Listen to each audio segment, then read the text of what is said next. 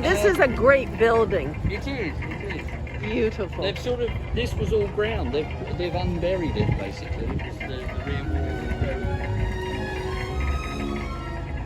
Oh, they've excavated it. Yeah, that's all been dug out. There was, Oh my gosh, it's beautiful. Yeah.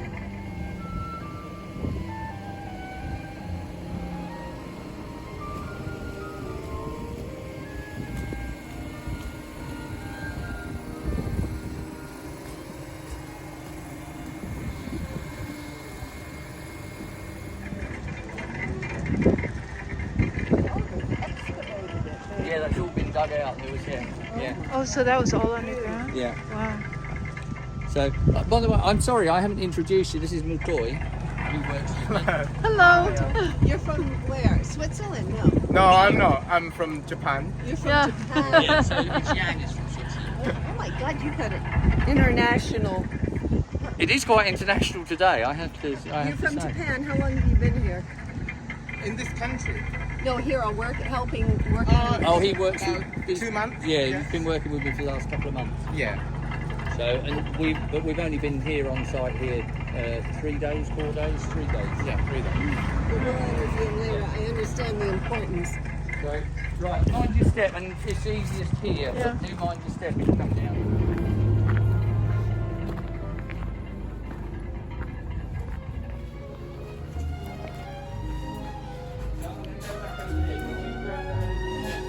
Okay, so I'll just start blasting. And, so I'll do a bit here. You can see where I'm going, and then I'll show you upstairs where we've got to. Put the fan on. You could do. That will keep the dust down quite a bit, but you don't want to stand right in front of it. Okay. Yeah, bang it on. Yeah.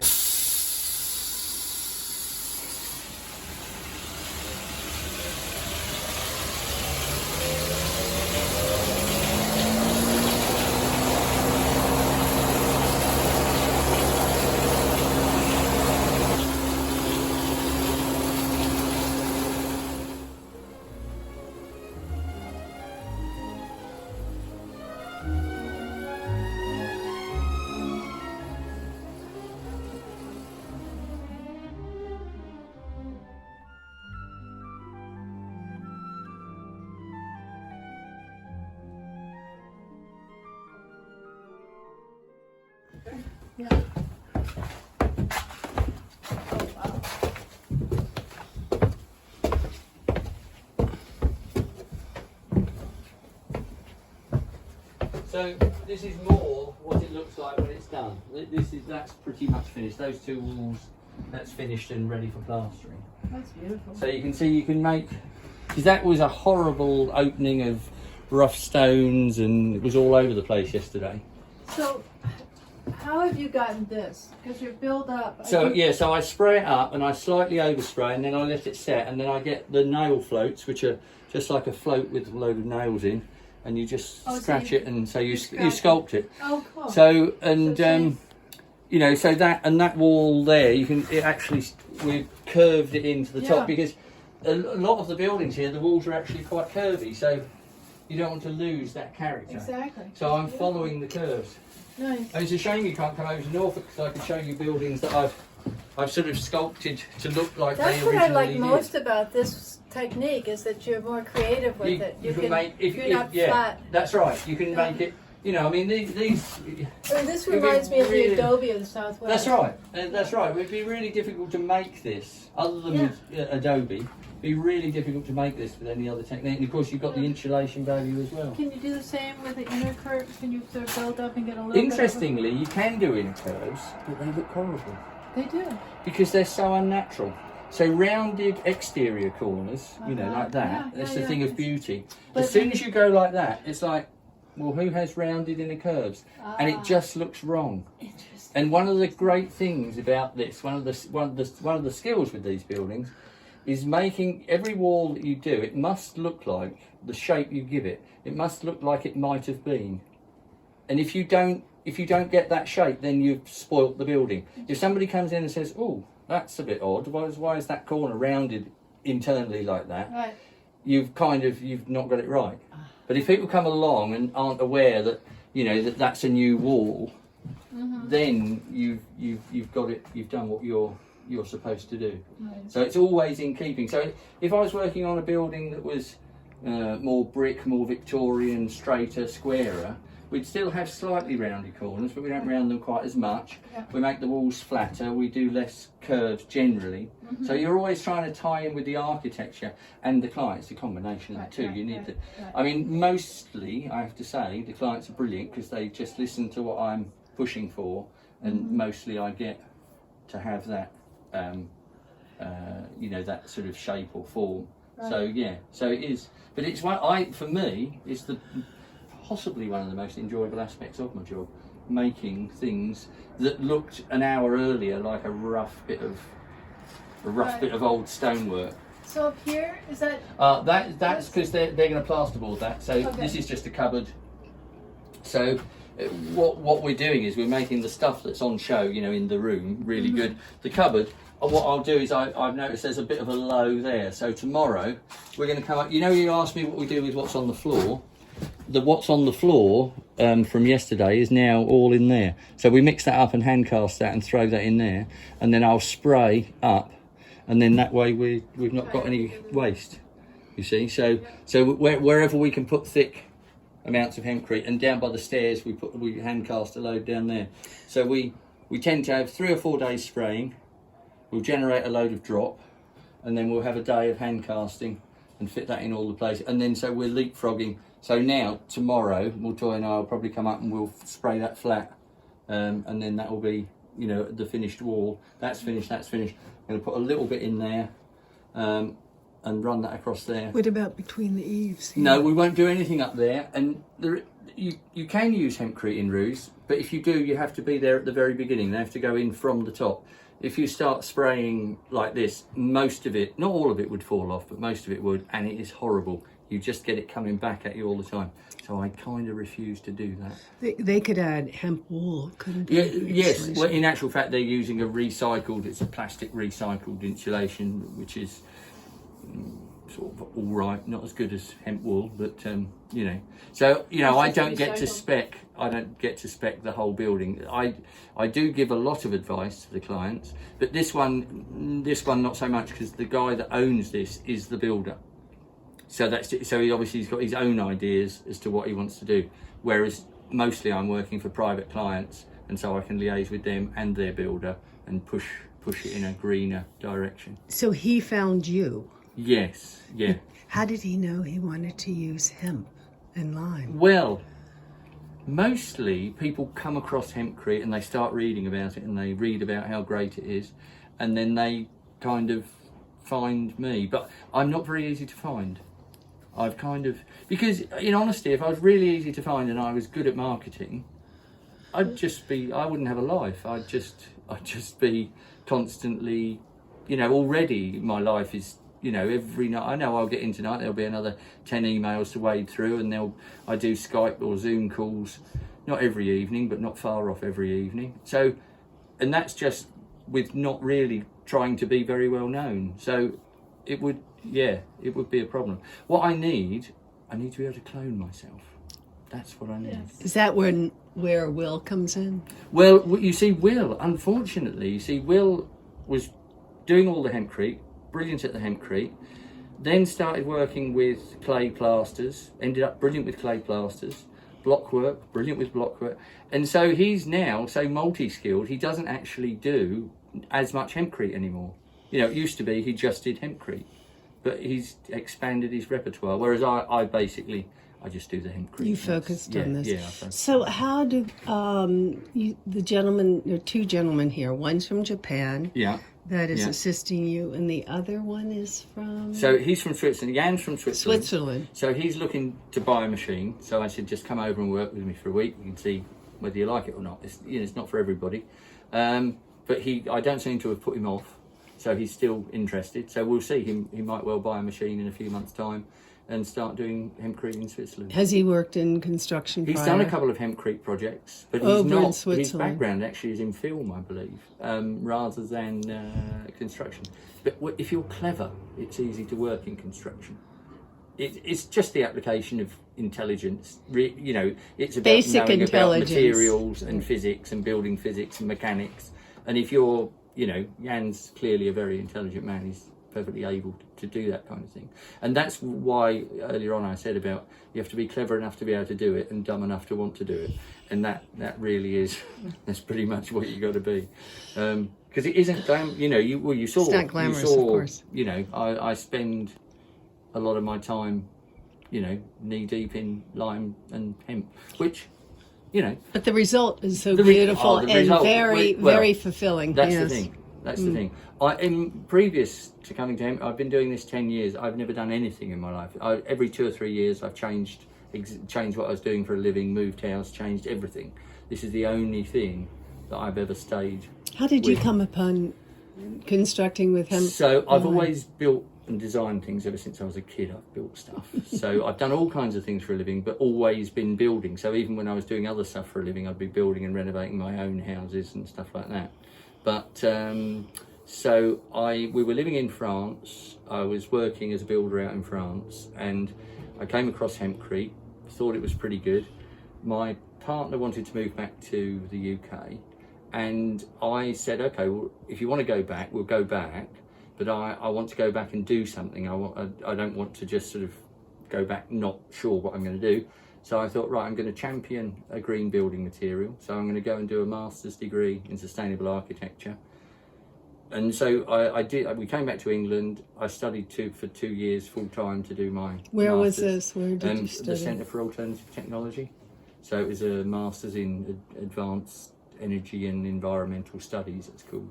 So I focused on building materials, and I looked at every which way you could build a building, and then asked 3 questions. One was, how will it deal with moisture? How will it deal with temperature? And how environmentally sane it is. So if you look at all building materials and ask those 3 questions, because it's how a building deals with moisture and temperature is what gives you comfort. If you have a building that doesn't do either of those, you're not comfortable. And then of course the key, you know, how carbon intensive is it? So I looked at every which way you could build a building, and hempcrete essentially just was better than any of the other things. So then I had a bit of good luck. I met a guy in a Lidl, just a completely random. He started talking to me, and he told me about a company called the Limecrete company that did hempcrete. So I was already interested in hempcrete, but I never actually sort of had much to do with it. I worked on one job in France where they were doing it, and then 6 months later, it was still on my desktop, and I was thinking, oh, I must get in touch with them. And I got in touch with them the week before they were going to France to buy the first hempcrete spray machine. So I said to the guy, or I said to his wife actually, if you want me to go to France and do the translation, because he didn't speak French, I'll do that. So I went out to France and translated for him for the transaction with Vincent, the guy that makes the machines. And on the way back, Miles asked me if I wanted to come and work for him. I thought, well, he needs somebody that understands buildings, that can build. Speaking French was a bonus because there was a lot to learn, and France is the place to learn it. And so on the way back, he asked me, and I said, yeah, okay. So I started managing the Limecrete company, doing all the hempcrete jobs. And that was here in... Yeah, it was in the UK, and they'd done 3. The Limecrete company had done 3 housing estates in the UK, all in hempcrete. So they were the company that were doing hempcrete. So I then went in as the manager, changed things around quite a lot. It was a difficult time, I have to say. And then, but I knew that the material was so good, it was worth putting up with that difficulty. We used to get up at 3 on a Monday morning, drive the other end of the country, work 10, 12 hours a day for 5 days, come home exhausted, and arrive home at midnight on a Friday. And it went like that. It was just full on long days, exhausting. But I knew that it was worth it. How long ago was this? So that was 2012, yeah. So, and that was when, it was about 2013, we did the house up the road we're going to go and see. How fabulous. So there was a kind of, the other odd thing was that when we moved back from France, we got a map of the UK, and we drew lines on it saying too cold, too wet, too unfriendly, too expensive, you know, kind of where are we going to go and live. And we moved in, the place we chose to be, which we ended up choosing based on the best schools, because our kids were small at the time, that was within 2 miles of the Limecrete company's yard. So in the whole of the UK, the only hempcrete company that was putting hempcrete into buildings, and I moved in 2 miles from their yard. Oh my gosh. So you kind of... Yeah, you sort the of think universe sometimes was you kind of sending you. pushed Yes, in you've that been. direction. I love So, that. yeah, and I don't think I'll move away from hempcrete now. I want to do more consultancy, more training, because, you know, if I do between 10 and 20 jobs a year, but if I train 10 people and they all do, you know, 5 jobs a year, that's still more than doubling how many buildings are getting done, and we're locking up carbon all the time. Yeah. So it's like, it's a no-brainer. It's so natural. It's so simple. It's so yeah. necessary right now. Yeah, absolutely, completely necessary. So it The just, timing is. yeah, it really does tick essential. all the boxes. So, and my client, they love it. I don't have any unhappy customers. They all love what we do. So, Well, are architects approaching you? yeah, Graham, yeah, they do. But it's funny enough, I get loads of approaches from London architects. I don't want to work in London. It's too hassle, too much hassle. I also avoid. Crikey, it seems like I'm running away. I avoid what I call hard hat sites, which are all the sites with all the health and safety and the big firms, and everything is all so official. And I don't really like those. I like working for individual clients. You turn up, you do your thing. You've got a good bit of freedom to do good for the building, and you don't have all the bureaucracy and all the stuff that goes with big sites. Right. So yeah, so I'm quite picky about what I'll do, and in the beginning I used to do everything because it was, well, I had a boss, so, you know, he would tell me, oh, well, on Monday you're going to wherever it is in the country and you're putting about 200 mil on a building, and it's that sort of building, and that's all I knew. So I'd turn up and then I had to make it work. So, And was he all right? The hemp herd the shiv he was using, was it the same? no, from France. Was it Well, no, different? what was And the really binder. amazing for me, what's amazing is that we were using English grown hemp. So from 2 separate sources. The first English grown hemp was from a company that had a state-of-the-art processing factory not far from where I live in the east of the country. I mean, processing of the hemp. Decortication. Decortication. Yeah, they had a state-of-the-art, and they were part of a company called Lime Technology. And Lime Technology, there were some really clever guys that worked for Lime Technology, but collectively they didn't make very clever decisions, I don't think, because they ended up going out of business. And what they did, for me, where they went wrong, was they never got reliable installers for hempcrete. So they would sell hemp and binder, and they would give somebody a day's training, and so that they could use it, and they never got reliable installers. So, you know, different builders were putting too much water in, too little water in, too much binder, too little binder, putting it in the wrong place. If you don't get reliable installers, you're just firefighting the whole time with your product. You've got to get people that know how to put it into buildings. And so that was, for me, when I started doing this, I was thinking, well, why do I think I can make this work when Lime Technology were really struggling? And it's because I control the installation process. So that machine doesn't run unless I'm on site. And it's understandable, because with the way I run my company, it makes sense, because, you know, nobody else is experienced enough to make it work, as it were. And I want it done. I want it done right. So go back to the sheaf. Yeah. The shiv. Oh yeah. So that was. So they had that plant, and it was really good quality hemp. The English. And then hemp. there was a financial crisis, and they didn't pay the farmers, and the farmers said, right, well, we're not growing it anymore. And there was a few things went on. I wasn't privy to all of it, but there was some bad decisions made, and that processing plant got sold out to Holland in the end. So we lost it. So, but also at the same time, we were also using English hemp that was grown in Yorkshire. And at the time, the English hemp grown in Yorkshire was better than it is now. So it had much less fibre in, and generally it was much more golden in colour. It was better Yeah. years ago than it is yes, now. and it's the weather. It's been much wetter at harvest time, and that's really affected it. So, But- and also the seed, the type of seed, maybe. I don't know. But what I'd say is, you see, with hemp, when I say the English hemp is not good, not good quality, as it were, or like it was, once it's in the building, it's every bit as good as every other bit of hemp. Once hemp's in a building, it doesn't matter whether it's English or Dutch or French or whatever. That doesn't matter, because it will do its job. When we talk about quality, we talk about how homogeneous it is, what the particle sizes are, how much fibre is in it, how much dust is in it. Do you see? So they're things that affect the installation to some extent, and they certainly affect whether or not you're spraying or hand casting. You can hand cast with pretty much any hemp. Spraying, you need better quality hemp. But the quality of the hemp, when I say better quality, it is only so it goes through the machine. When it's in the wall, the English hemp is every bit as good as French hemp. There's no, and arguably, you could argue, it'd be interesting to test, the particle size for the English hemp is bigger.